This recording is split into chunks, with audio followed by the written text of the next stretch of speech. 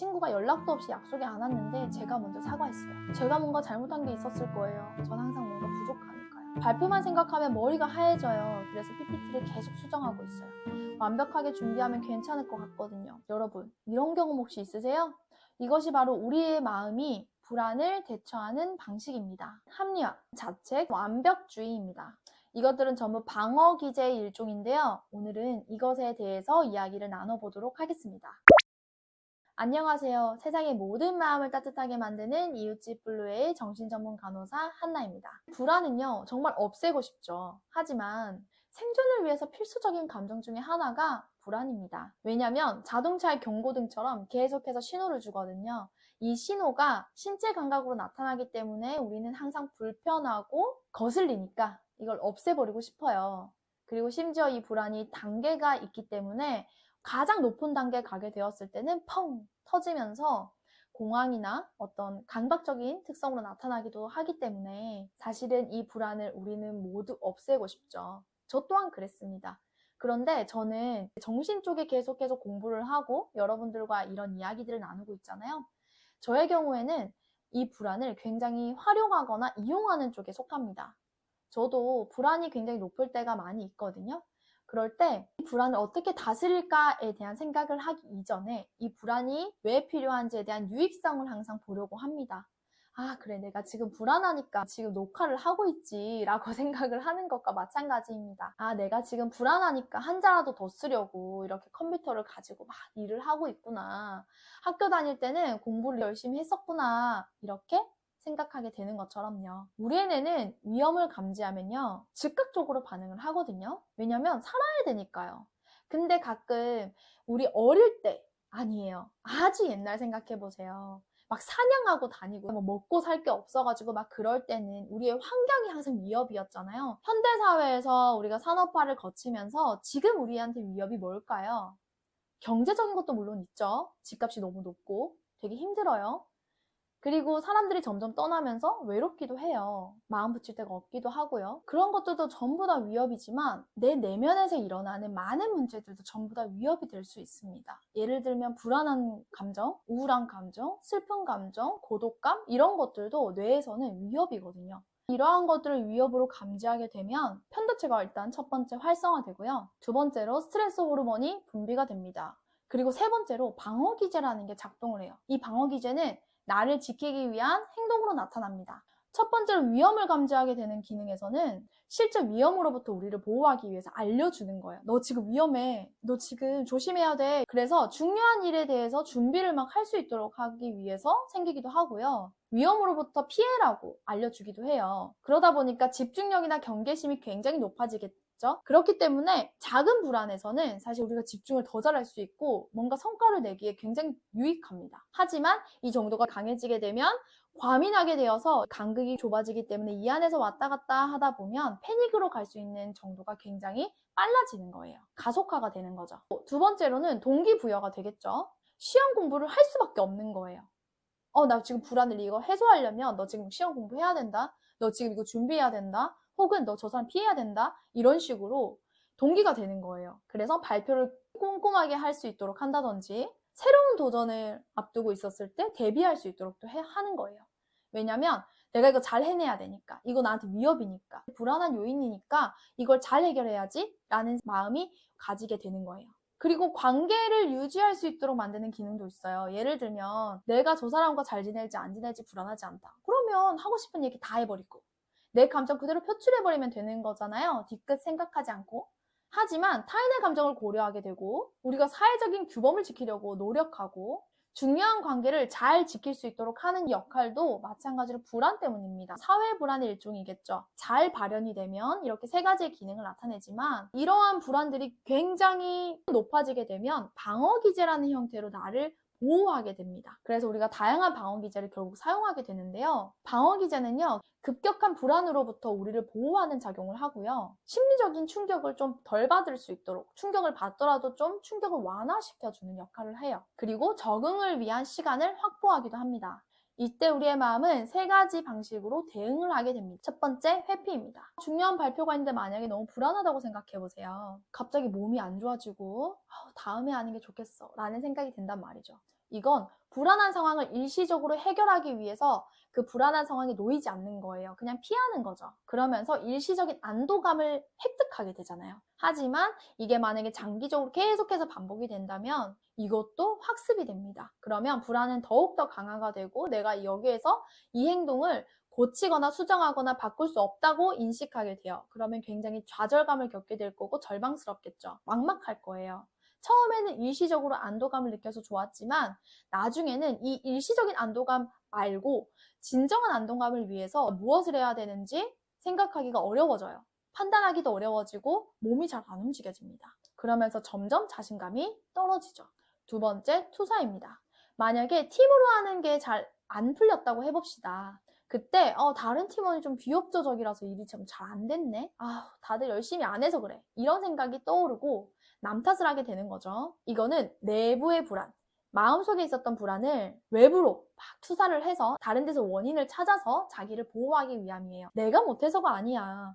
이번엔 상황이 그랬어. 저 사람이 저랬어. 이렇게 하는 거죠. 너무 어려운 걸 우리한테 줬어. 이렇게. 장기적으로 봤을 때는요. 대인관계가 굉장히 좋아지지 않겠죠? 그리고 문제가 해결되는 지연이 생길 수 있습니다. 왜냐면 이번 이 프로젝트를 맡았던 과정 자체를 빠르게 분석하고 파악해서 정말 나한테 필요하고 우리 팀에게 필요한 게 무엇인지를 빠르게 판단해야 되는데 원인을 다른 데로 돌릴 것들만 찾고 있기 때문에 에너지가 거기로 분산이 되어 버리잖아요.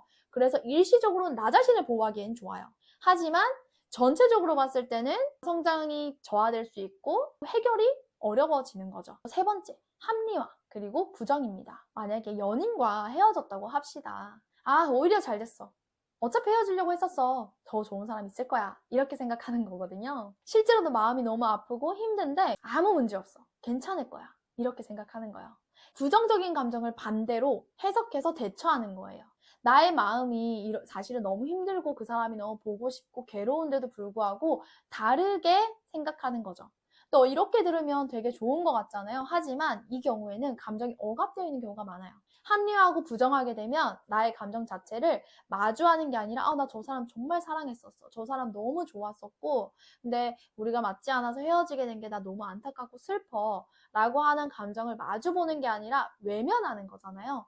그렇기 때문에 외면하고 오히려 좋아. 이거는 아니라는 거죠. 이렇게 됐을 때 감정을 처리할 수 있는 게 지연이 되고 소화가 되지 못해요. 그러면 같은 상황이 계속 반복됩니다. 제가 예전에 다른 영상에서 매번 이별을 계속 반복하게 되는 분의 사연을 가지고 와서 이야기를 나눈 적이 있었거든요. 비슷한 패턴의 이별을 반복하게 되거나 프로젝트나 일을 맡는 거에도 마찬가지입니다. 같은 상황이 계속 반복되는 거예요. 그러면서 감정은 계속 차곡차곡 쌓이니까 이 불안의 강도는 더 높아지겠죠.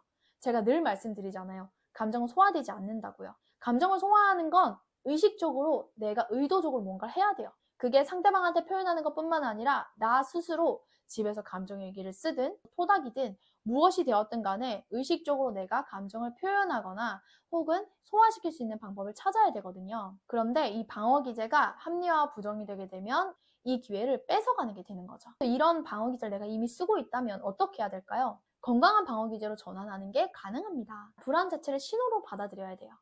내가 이거 되게 중요하게 생각하는구나. 나 지금 불안한 거 보니까 이거 나한테 되게 중요한 일이구나. 나 이거 잘 못할까봐 지금 많이 걱정하고 있구나. 이렇게 인지하는 거. 두 번째는 구체적인 준비로 전환시키는 거예요. 예상 질문 리스트도 작성해보고 만약에 면접을 봐야 된다면 모의 면접도 연습을 해보고 불안을 저는 이용하거나 활용하는 쪽에 가깝다고 얘기 드렸었는데요. 그게 뭐냐면 저는 불안함이 오잖아요. 이걸 신체 감각으로 느껴지잖아요. 나 지금 불안해 라는 걸 딱 느끼는 순간 저는 책상에 앉습니다. 왜냐면 되든 안 되든 앉아요. 불안함은 내가 불확실하고 내가 잘 되지 못할 거라고 생각이 들 때 오거든요. 근데 내가 이걸 미루고 회피하고 방어 기제로서 계속 덧대잖아요. 그러면 없어지는 게 아니라 불안이 더 증폭된다는 걸 저는 알고 있잖아요. 그래서 이걸 소화시키기 위해서는 내가 이걸 해결하기 위해서 뭔가 행동을 해야 된다라고 생각을 해서 공부를 해야 된다면 공부를 하지 않을 때보다요. 공부를 할 때 불안이 줄어들고요. 내가 지금 막 뭔가 준비해야 돼. 이 일을 해야 돼. 일을 해야 되는데 너무 불안해. 일을 하면 불안이 줄어들거든요. 이런 것처럼 구체적인 준비로 전환을 해야 돼요. 근데 이 불안이 단계가 있댔잖아요. 너무 높은 단계에서는 사실 이 자체도 안 돼요. 그래서 제가 계속 영상에서 말씀드렸던 호흡법이나 감각을 자극하는 방법이나 이런 것들을 하셔야 되는 거고요. 생각을 전환도 해봐야 되고요. 제가 말씀드리는 불안을 건강하게 활용할 수 있는 정도로는 낮은 단계 불안을 얘기 드리는 거예요. 그래서 심장이 조금 두근거린다든지 나 지금 좀 불안하네? 인지하게 된다든지 할 때는 오히려 구체적인 활동으로 옮기게 되었을 때 불안이 좀 줄어들 수 있다 라는 이야기를 드리는 거예요. 그래서 만약에 내가 불안의 강도가 중간 이상은 되는 것 같다, 10점 만점에서 한 6점, 7점은 되는 것 같다 하시면 바로 행동으로 옮기기가 힘들기 때문에 불안을 줄일 수 있는 다양한 팁들 영상 보시면서 연습해 보시고 그 방법들이 이제 정말 내 것이 됐다라고 했을 때는 지금 말씀드리는 것들을 적용하는 게 가장 도움이 되겠죠. 불안일기라는 것도 한번 써보세요. 불안한 상황에서 내가 어떻게 행동했는지를 쓰는 거예요. 불안감을 느낄 때 나는 이런 행동들을 했었어 하면서 앞서 설명드렸던 방어기제 패턴에 어디에 해당되는지를 한번 인지해보세요. 방어기제는 기본적으로 무의식의 영역입니다. 내가 그 방어기제를 쓰고 있는지도 몰라요. 내가 부정할 거야. 내가 합리화할 거야. 내가 투사할 거야. 남 탓할 거야. 뭐 이렇게 하진 않거든요. 무의식 중에서 내가 사용하고 있는 걸 의식화시키기만 해도 나 지금 또 합리화하려고 하네. 나 지금 또 부정하네. 나 지금 또 다른 사람한테 탓하려고 하네. 상황 탓을 하려고 하네. 내가 문제를 해결하려고 하는 게 아니라 다른 생각을 하고 있네? 라는 게 만들어져요. 그런데 무의식의 영역이라고 해서 무의식으로 그대로 두잖아요. 그럼 의식화가 되어 있지 않기 때문에 내 뇌에서는 인지하지 못해요. 방어기제는 말 그대로 인지하게 되면 많은 것들이 바뀝니다. 무의식적인 방어기제가 의식화가 되면요, 이 방어기제를 예방할 수도 있고 방어기제를 수정하거나 행동을 바꿀 수도 있어요. 이 행동을 수정하고 바꾸려면 어때요? 방어기제를 무엇을 사용하는지 의식화가 되어야 된다는 거예요. 이해되시죠? 정확하게 마주보세요. 좀 두려우시죠? 근데 정확하게 마주보셔야 됩니다. 우리의 방어기제는요, 사실 면역체계와 같다고 보셔야 돼요. 적절하게 작용을 하면 보호할 수 있어요. 하지만 오히려 과하게 사용이 되면 성장에 방해가 되고 장기적으로 봤을 때는 악순환이 반복되는 거예요. 불안과 방어기제를 정확하게 이해만 해도 여러분들께서 오늘 가져갈 수 있는 건 너무나도 많을 것 같아요. 마지막으로 정리해서 말씀드릴게요. 불안 신호 알아차리기, 그리고 건강한 대처 방법을 찾아야죠. 운동을 하기도 하고, 그림을 그리기도 하고, 달리기를 하기도 하고, 여러 가지 방법들이 있을 거예요. 이렇게 불안을 해소하는 방법들을 찾을 수도 있고요. 불안한 상황들을 기록하면서 내가 어떨 때 불안한지, 어떤 방어기제를 쓰는지 이런 것들 쭉 알 수가 있습니다. 그게 바로 건강한 마음의 시작이니까 어떤 방어기제를 쓰고 있지? 난 불안할 때 어떻게 행동하지? 이거에 대해서 꼭 인지하시기를 바랍니다.